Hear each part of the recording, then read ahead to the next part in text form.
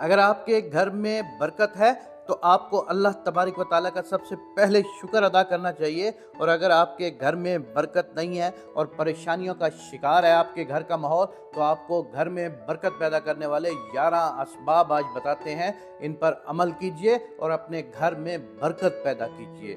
Number 1، پاکیزہ گفتگو۔ کسی گھر میں برکت ڈالنے والے اسباب میں سے ایک اہم سبب گھر والوں کا آپس میں پاکیزہ گفتگو، مثبت الفاظ کا تبادلہ، نیز اخلاقی اور نفسیاتی تعاون کرنا ہے۔ نمبر 2، شفقت اور آسانی۔ نبی اکرم صلی اللہ علیہ وآلہ وسلم کے فرامین میں سے ایک فرمان یہ بھی ہے کہ شفقت اور نرمی کسی بھی چیز کو خوبصورت بنا دیتی ہیں، بس معاملات میں نرمی برتنا برکت، اطمینان اور سکون کو دعوت دیتا ہے، نہ صرف دوسروں کے لیے بلکہ سب سے پہلے اپنی ذات ان چیزوں پر بہراور ہوتی ہے۔ نمبر 3، خواتین کے ساتھ نرمی سے پیش آنا۔ گھر کی خواتین کے ساتھ نرمی سے پیش آنا بھی رزق، برکت اور زندگی میں نیکی کے کاموں کی توفیق ملنے والے اسباب میں سے ایک سبب ہے، اس لیے کہ عورت ہی ہر گھر کے نظام کو چلانے کا ایک بنیادی ستون ہے، جس پر اس گھر کا نظام کھڑا ہے، اور اس کے جذبات کی رعایت رکھنا سعادت اور جملہ خیری حاصل کرنے کا ذریعہ ہے۔ نمبر 4، باہمی احترام۔ گھر والوں کا ایک دوسرے سے احترام سے پیش آنا گھر کی فضا کو خوشگوار بناتا ہے، جبکہ گالم گلوچ اور برے الفاظ باہمی الفت و محبت کو تہ و تیغ کر دیتے ہیں۔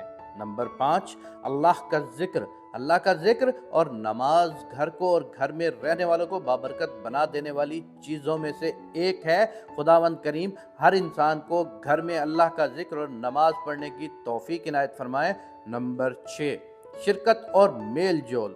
گھر والوں کی کسی بھی کام میں باہمی شرکت، جیسے اکٹھے کھانا کھانا، تقریبات، گھریلو نظام کی مسلسل بہتری والے امور میں حصہ لینا بھی خیر و برکت سمیٹنے کا باعث ہے۔ مقولہ مشہور ہے کہ جس گھر کے افراد ایک دسترخوان پر کھانا کھاتے ہوں وہ ہمیشہ جڑے رہتے ہیں۔ نمبر 7، حمد و شکر۔ اپنی زبان کو اللہ کی حمد و ثنا اور شکر کا عادی بنانا کہ اس کی نعمتیں بے حساب ہیں، یہ بھی آپ کے گھر کی برکت میں بہت مؤثر ہوتا ہے۔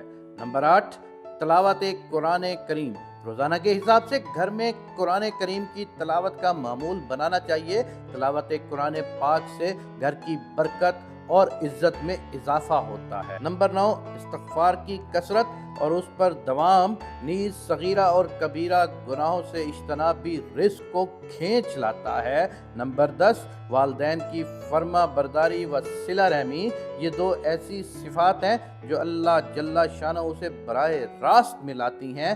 نمبر 11، حلال رزق کے حصول کی کوشش اور حرام سے مکمل اجتناب کرنا، اس لیے کہ برکت حلال اور پاکیزہ مال میں چھپی ہوئی ہے۔